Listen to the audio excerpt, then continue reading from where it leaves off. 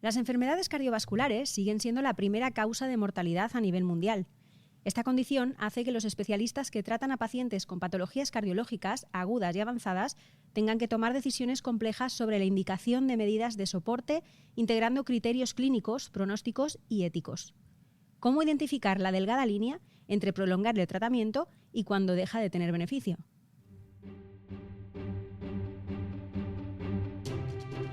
Cardio Podcast. Novedades científicas y actualidad clínica de la mano de expertos de la especialidad. Suscríbete al canal Cardio Podcast y escúchanos en Google, Apple y Spotify. Muy buenas, estás escuchando Cardio Podcast, una actividad de la Sociedad Española de Cardiología coordinada por su grupo de jóvenes cardiólogos. Soy Alicia Ituarte, realiza Jesús Nicolás y como moderador del episodio saludamos a Ángel Hernández, cardiólogo en la unidad de cuidados intensivos cardiológicos en el Hospital Universitari de Bellvitge en Barcelona. Hola Ángel. ¿Qué tal, Alicia? Muy buenas. Ángel, a veces la tecnología permite hacer más, pero eso no siempre significa que sea lo mejor para el paciente. Así es, Alicia. Centrándonos en concreto en el paciente cardiológico, vivimos en un momento con una capacidad tecnológica sin precedentes. Tenemos más posibilidades de soporte circulatorio y más opciones de rescate que nunca, pero no todos los pacientes son recuperables, no todos son candidatos a terapia definitiva y decir no a veces es la elección más adecuada, pero también la más difícil. Y ese es el desafío que vamos a intentar explorar hoy.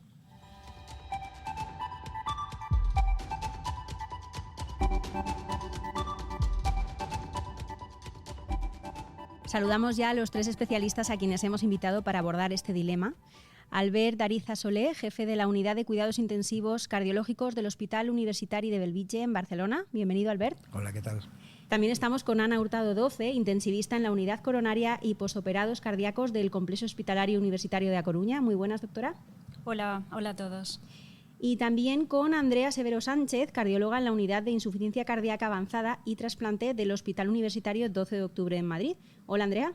¿Qué tal? Un placer. Buenas a todos. En primer lugar, quería daros las gracias por aceptar este reto en el que vamos a hablar temas complejos, pero que están muy presentes en nuestro día a día. Creo que tenemos el mejor plantel posible, distintas especialidades, cardiología, intensiva.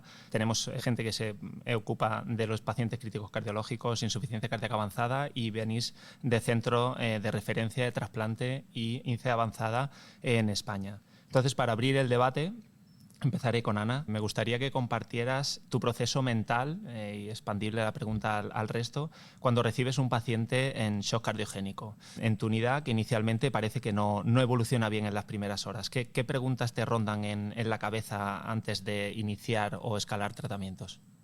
Bueno, muchas gracias por la pregunta. Yo creo que cuando nos enfrentamos a un paciente en shock cardiogénico es la primera presentación, empezamos a evaluarlo, hacemos una evaluación transversal, ¿no? Evaluamos muchas cosas a la vez. Evaluamos la causa que ha llevado al paciente al shock cardiogénico, hemos hecho el tratamiento adecuado, hay reversibilidad inicial para mejorar la evolución del paciente y luego pasamos un poco a la situación, el fenotipo del shock cardiogénico, la severidad, para eso usamos escalas de gravedad y luego una evaluación que nos dé la información. Tengo toda la información que necesito para tratar correctamente a este paciente. No solo la tensión arterial, la macrocirculación, pues ya la hemos dejado un poco atrás, la microcirculación, el láctico, qué está pasando con el paciente y luego las pruebas que evalúan realmente la fisiología actual en la que se encuentra el paciente. La ecocardiografía es de mucha utilidad y yo soy una fiel creyente del catéter de Swan-Ganz que nos da información inicial y nos guía en el manejo del paciente. Quizás en la evaluación inicial no vamos tanto hacia dónde va a ir, ¿no? Vamos a salir de esta situación, vamos a darle el soporte adecuado, guiado siempre por los parámetros hemodinámicos de macro y microcirculación adecuados. Y eso es un poco el planteamiento que yo tengo en mi cabeza cuando me enfrento a un paciente de estas características. O sea, cuando hablamos de un paciente en shock o un paciente en relación con el soporte circulatorio, le das, por lo que me cuentas, mucha importancia a la etiología. ¿Cómo influye esta en el timing, en cuándo le ponemos el soporte? Si nos adelantamos, si le damos un rato y vemos cómo va, ¿cómo influye la etiología en esta toma de decisiones? Bueno, yo creo que la etiología quizás es Importante entenderla porque no es lo mismo el paciente isquémico con un infarto que a lo mejor está o no ya revascularizado de manera completa o incompleta que el paciente joven con una miocarditis fulminante que estamos viendo que se está deteriorando en una cuestión de muy pocas horas. Entonces la etiología sí que marca la forma de actuación. Quizás hay más reversibilidad en el paciente isquémico de manera a corto plazo que nos puede llevar a un soporte u otro, quizás más médico inicial, quizás considerar el soporte circulatorio. La miocarditis fulminante todos sabemos que es otro tipo de paciente que vamos a ser mucho más agresivos y más precoces. Entonces la etiología es importante. Luego el paciente con una miocardiopatía dilatada que se descompensa también requiere unas consideraciones específicas que quizás mis compañeros quieren también opinar, ¿no?, sobre la etiología y el soporte circulatorio en estos pacientes. Sí, yo creo que como parte de la unidad de ICE avanzada, nuestro papel, por supuesto, es negociar un poco que la primera opción siempre tiene que ser el potencial de recuperación, ¿no? Nunca la primera opción va a ser el trasplante o la asistencia de larga, y en eso nos van a ayudar fundamentalmente los compañeros de críticos en ese manejo más agudo, pero sí que a su vez tener dispuesto un plan B, ¿no? Hacia dónde vamos si esto se tuerce, y esto hay que tenerlo en cuenta desde el principio, ¿no? Nuestra colaboración en ese sentido es iniciar un estudio rápido de terapias avanzadas, teniendo en cuenta la situación del paciente y sabiendo que el comportamiento siempre va a ser dinámico. Hablabas, Andrea, o hablas de terapias avanzadas. ¿Puedes concretar un poco? Ahí tenemos público de todo tipo en el podcast. ¿Qué son esas medidas, esas terapias avanzadas y cuándo empezamos a pensar en ellas? Bueno, lo primero y lo más complejo es reconocer al paciente que efectivamente se encuentra en insuficiencia cardíaca avanzada, ¿no? Y eso muchas veces es complejo, sobre todo en el paciente joven, en el paciente agudo, en el que no vemos muchas veces su trayectoria, sobre todo si es un debut. El paciente crónico que se descompensa muchas veces lo conocemos ya en la unidad y nos es más fácil tomar decisiones.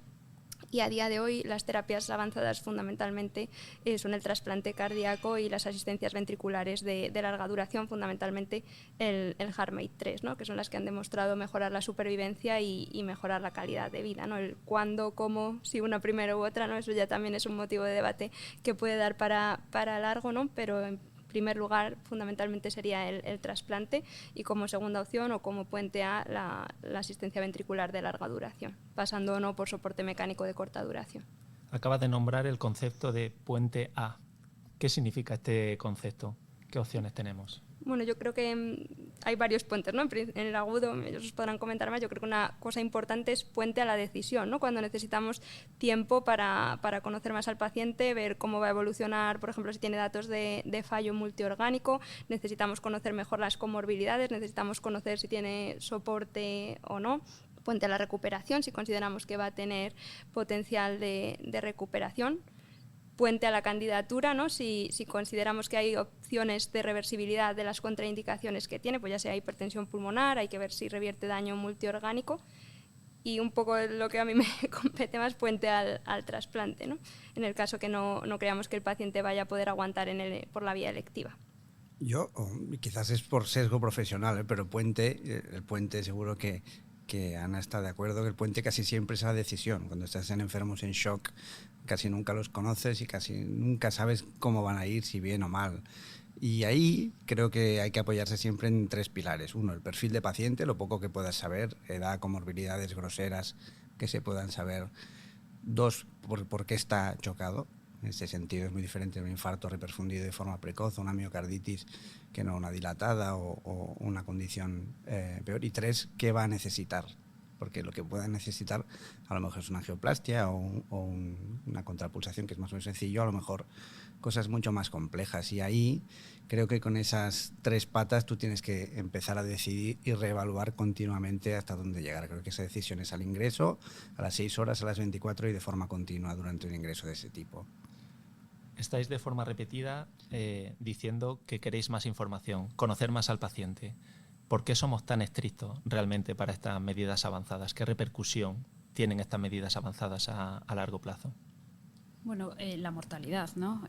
Todos los dispositivos de soporte que al final no son tratamiento, son algo que va a aguantar el tirón, ¿no? Mejorar la perfusión orgánica, que evitemos el fracaso multiorgánico, pero tienen muchísimas complicaciones. Sabemos las complicaciones iniciales, el sangrado, las isquemias, nos enfrentamos a ellas todos los días, no tenemos más alternativas.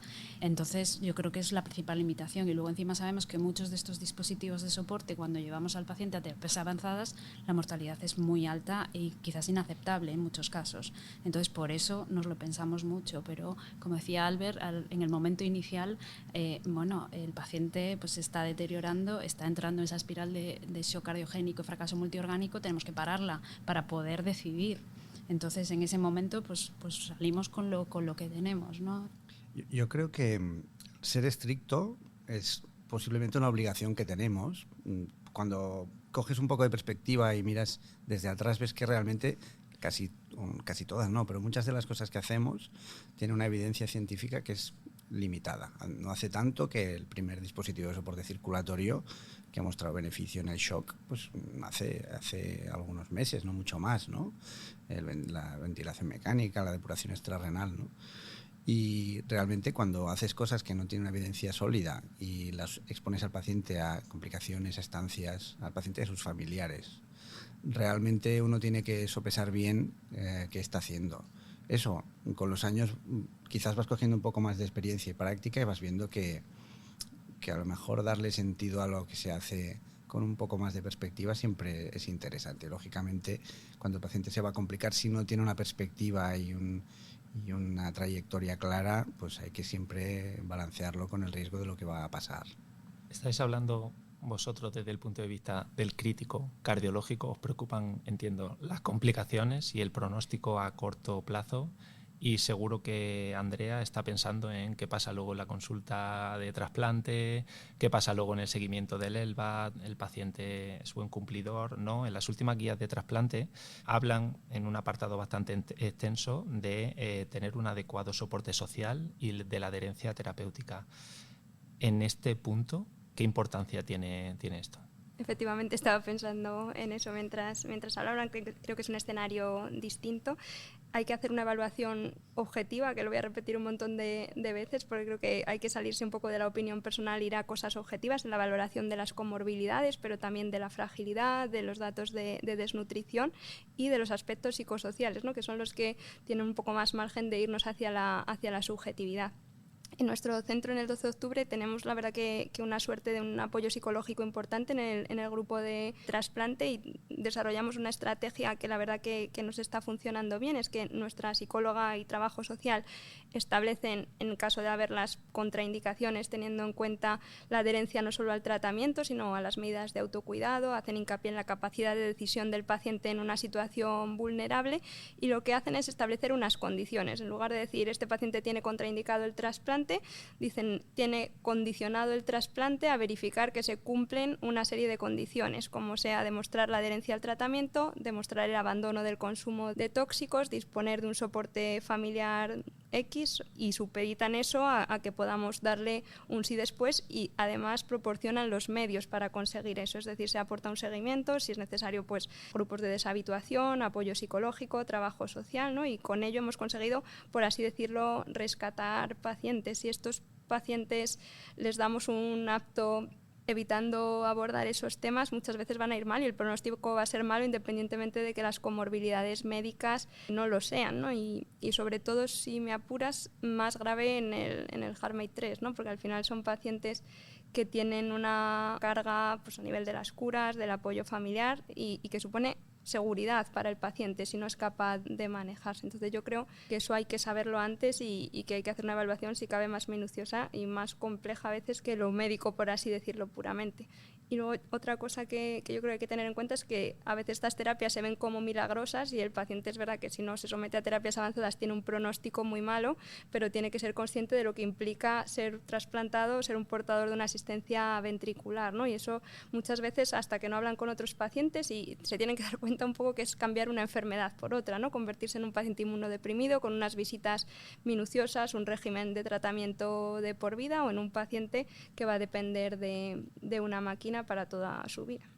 A mí me gustaría preguntarle a Andrea, está muy bien en el paciente crónico, ¿no? Que le puedes evaluar muy bien, hacer las cosas con calma, reconducirlo. ¿Qué hacemos con el paciente agudo? Porque hay muchos pacientes que casi se despiertan y ya están trasplantados y no se acuerdan de nada de lo que ha pasado aunque estuviesen despiertos en la UCI. Entonces, ¿cómo nos enfrentamos a eso? Se hacen evaluaciones, el trabajo social, psicológico, de la familia. Y luego, a mí me gusta mucho el concepto que he escuchado de que esta paciente y su familia es ayudable, ¿no? Les podemos dar el apoyo, pero es todo con la espera de que todo vaya a salir bien en la situación aguda. ¿Cuál es tu opinión de este tipo de evaluaciones? Obviamente todo se hace más fácil en la consulta, por eso nosotros insistimos mucho, nos refieren pacientes de muchos hospitales de España, insistimos mucho en la derivación precoz para poder ver la trayectoria del paciente y saber de qué pie cojea y hacia dónde va. Cuando nos encontramos con un paciente en la unidad de crítico, sobre todo si es joven, ¿no? Que parece que tiene una carga también emocional mayor, tenemos mucho menos margen para pensar y mucho menos backup de conocer al paciente, ¿no? Y también la familia tiene el sesgo de que él quiere que vayamos a por todas y obviamente pues a lo mejor hay cosas de las que no nos vamos a llegar a enterar. Sí que incluimos a nuestra psicóloga en ese escenario también y muchas veces nos ayuda porque muchas veces además el paciente, si está consciente, está en una situación de shock en la que no es capaz de tomar decisiones y lo adapta un poco al nivel que él pueda entender.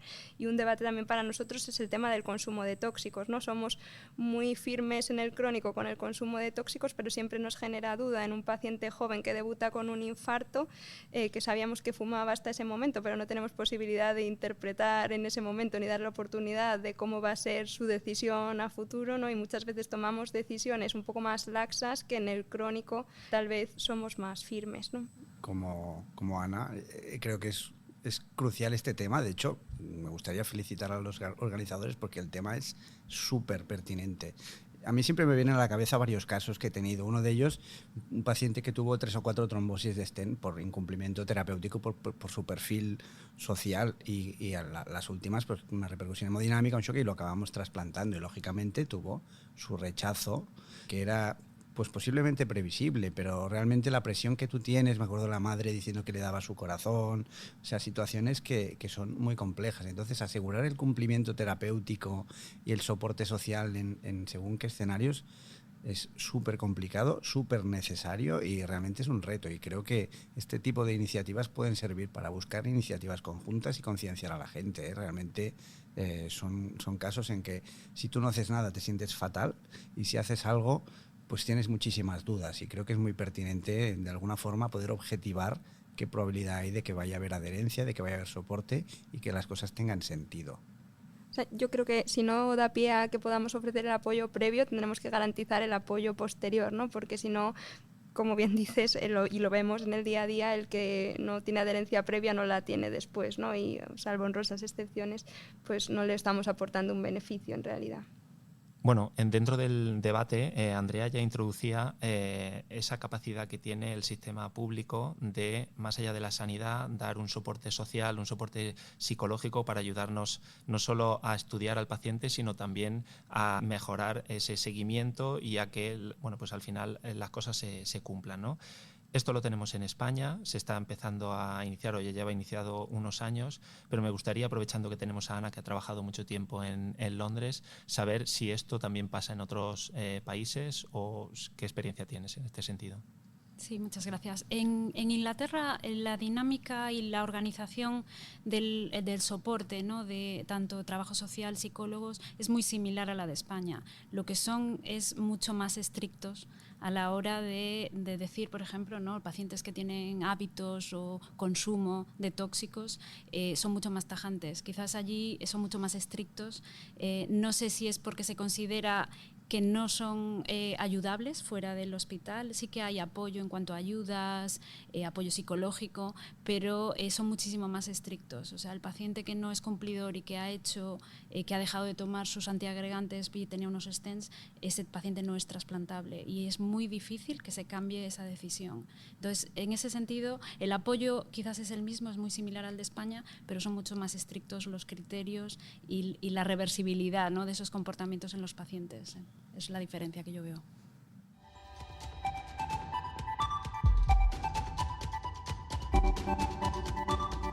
Estás escuchando Cardio Podcast.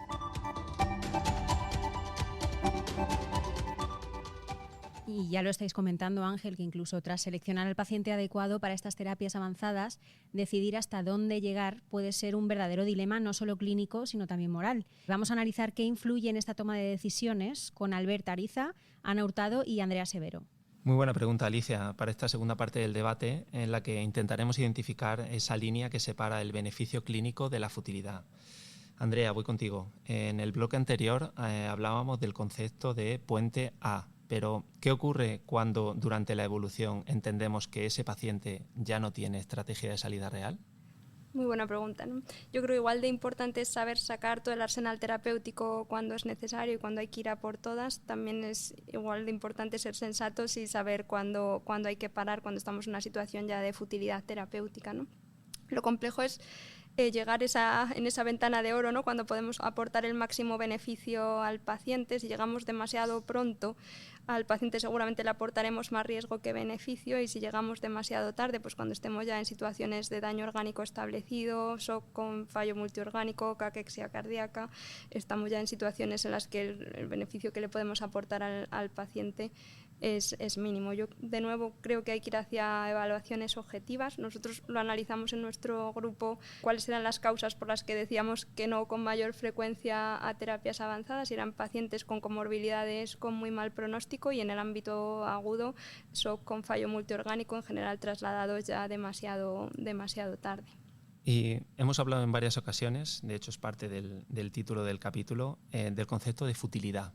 Hay una revisión reciente que queda en la bibliografía para que la quiera leer, en el cual son 12 páginas de artículo hablando sobre el concepto de futilidad y lo difícil que es definirlo. ¿Cómo entendéis vosotros la futilidad y cómo de presente está en vuestra práctica clínica?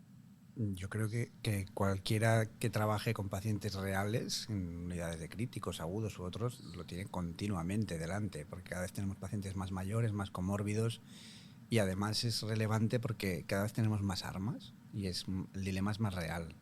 Yo creo que futilidad podría ser aquella situación en la cual tus armas, en las que en otro tipo de pacientes les aportaría beneficio, al paciente que tienes delante en ese momento no solo no le va a aportar, sino que posiblemente le acabe haciendo más daño del que ya tiene, ¿no? Y creo que es una situación real y que hay que pensar en ella, sin duda, continuamente. ¿Cómo evitáis entrar en esta espiral un poco de violencia en cuanto a tratamientos, de tengo posibilidad tecnológica de seguir escalando, ya que he llegado hasta aquí voy a seguir un paso más? ¿Cómo evitamos entrar en esta escalada terapéutica sin un claro objetivo? Yo creo que esto forma parte de la evaluación multidisciplinar, ¿no? el tener quizás objetivos, ¿no?, con estos pacientes. Es una evaluación continua, no de una persona sola. Yo creo que individualizar a la hora de valorar a un paciente es muy difícil, entonces es un trabajo en equipo, ¿no? No es solo la fragilidad del paciente, el deterioro funcional que haya tenido, la reserva, el número de complicaciones, las complicaciones tanto para el paciente como de los dispositivos de soporte. Es muy complejo, ¿no?, llegar hasta, yo siempre escalo y pongo más, pero cuando paro y decido que este puente, ¿no?, que hablamos de soporte circulatorio, es a ninguna parte. Eso es lo más difícil. Yo creo que es una decisión en equipo, ¿no? Cuando ya llegas a un punto en el que los objetivos que tú has establecido no se consiguen y lo único que son complicación tras complicación, deterioro de órgano tras deterioro de órgano, ahí es cuando todos estamos de acuerdo en que hemos alcanzado la futilidad terapéutica.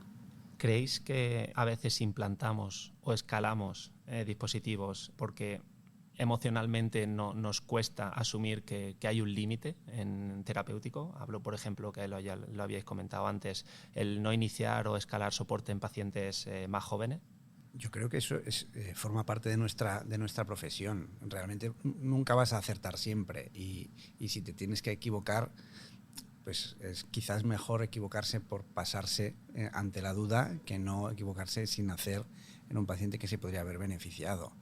Y además, pues en nuestro día a día, las guardias de 24 horas, todo el estrés que eso conlleva, no eres un ser humano y es muy difícil tener todos los datos. Por eso es muy importante lo que decía ahora Ana.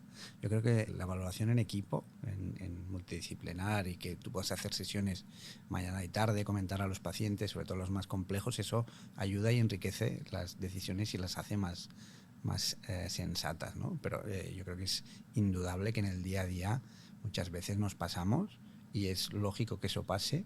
Se trata de que el error sea el menor posible, pero si tiene que haber alguno, probablemente es mejor pues pasarse un poquito al principio que no al revés. Hablabais de toma de decisiones de forma multidisciplinar, en equipo, dividir un poco o tomar esas decisiones en conjunto, pero aún así, teniendo un plan establecido, muchas veces la decisión final la toma el que está de guardia, la toma una persona, ¿no?, que viene respaldada por el resto del equipo, pero es esa persona. Y esto es una de las mayores causas, que también lo decías, Albert, de estrés a nivel profesional. ¿Creéis que salimos de la carrera y estamos realmente bien formados para asumir esa carga en esa toma de decisiones? Yo creo que sin duda no, porque nadie nos cuenta eso. De hecho, yo creo que es una evolución muy bonita entre el R1 al R5, al A1 a A2, que son buenísimos. Tú no estás tan lejos de eso, Ángel. Gracias. Son muy buenos técnicamente, tienen mucho criterio, pero conforme vas avanzando vas cogiendo un poco una experiencia y una perspectiva y seguramente intentas darle un poco más de sentido común. En tu caso el sentido común te ha llegado pronto, pero a algunos nos cuesta un poco más, ¿no? Porque la experiencia te da. Y en ese sentido, ostras, técnicamente eres muy bueno, conoces todas las tecnologías que tienes un paciente delante que muchas veces es joven, aunque pueda tener problemas, es casi imposible no caer en la tentación de actuar. Y si no actúas, que a lo mejor lo estás haciendo bien, yo creo que esa sensación es completamente inevitable. Pero bueno, forma parte del aprendizaje del proceso, pienso.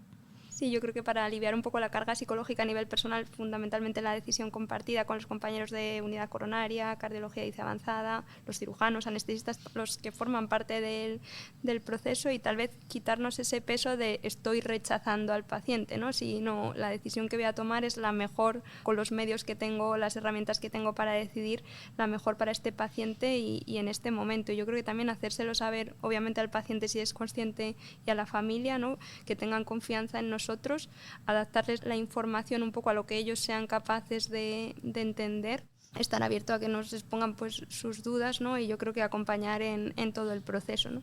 Te recojo el cable. Hablabas de la familia. Leía el otro día con respecto a este tema que había una revisión en la que decían que la gran mayoría de las quejas o demandas de familia y pacientes en decisiones al final de la vida venían en relación no hacia la toma de decisiones de hacer una cosa u otra, sino en la comunicación con ellos y con el propio paciente. Igual que antes, ¿estamos preparados para dar esa comunicación? ¿Lo hacemos bien? ¿Podríamos hacerlo mejor? Yo quiero decir que siempre podríamos hacerlo mejor. Muchas veces, sobre todo en la fase aguda, estamos ocupados del paciente, que si voy a hemodinámica, que si llamo cirujano, que si hago esto, nos olvidamos de la familia. Entonces, siempre y continuamente, y es una reflexión que yo me hago personalmente, el preocuparme de dónde está la familia, sabe la familia lo que está pasando, y siempre lo podríamos hacer mejor. Creo que es mejorable en todos los escenarios porque, desgraciadamente, en ese momento el estrés, la toma de decisiones hace que nos centremos en el paciente y nos olvidemos de lo que hay fuera. Yo creo que aquí los que nos llevan un poco de ventaja es la enfermería de intensivos, en el sentido de que esta ola de corriente de humanización de los cuidados críticos tiene muy en cuenta a los pacientes, a las familias, y quizás porque ellas pues tienen un contacto quizás un poco más directo con los pacientes en las unidades de este tipo, siempre tienen esa mentalidad un poco más que nosotros, ¿no? Y yo creo que la comunicación continua con los familiares para fomentar la toma de decisiones compartida, que esto que es muy bonito y que nos llena la boca siempre, es muy real. Es muy real y te ahorras problemas. Puedes quizás limitar a pacientes con más facilidad cuando la familia ha estado más parte del proceso. Entonces, probablemente es uno de los aspectos que menos enseñamos y que más deberíamos enseñar a los jóvenes que se dedican a esto. Lo tenemos que dejar aquí, doctores, porque es cierto que podríamos seguir hablando durante mucho tiempo de esta parte de vuestra profesión, que no voy a decir que es más importante que la parte más científica, pero lógicamente tiene su peso en vuestro día a día en el hospital. Muchísimas gracias a los tres por haber estado con nosotros aquí en Cardio Podcast. Gracias, Albert. Nada, hombre. Muchas gracias, Ana. Muchísimas gracias. Y gracias, Andrea. Muchísimas gracias a todos.